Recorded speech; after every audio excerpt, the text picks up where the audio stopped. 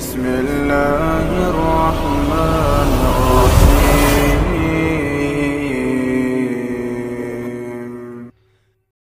Yang seharusnya bagi setiap muslim untuk mengurangi dan meminimalkan makan dan minumnya selama bulan Ramadan agar dia lebih semangat, lebih giat di dalam ibadah.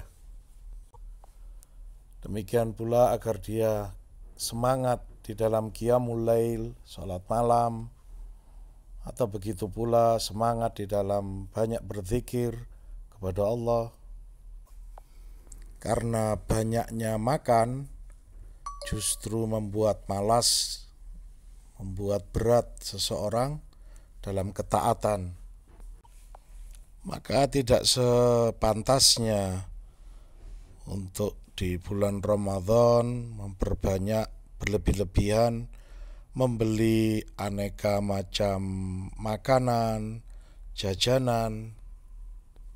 Demikian pula agar tidak berlebihan dalam membeli atau mengadakan macam-macam minuman.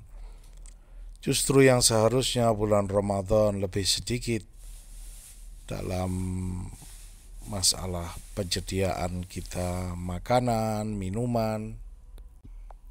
Karena memang Ramadan bukan bulan makan, minum, syahwat, namun dia bulan ketaatan, ibadah, dan menahan nafsu.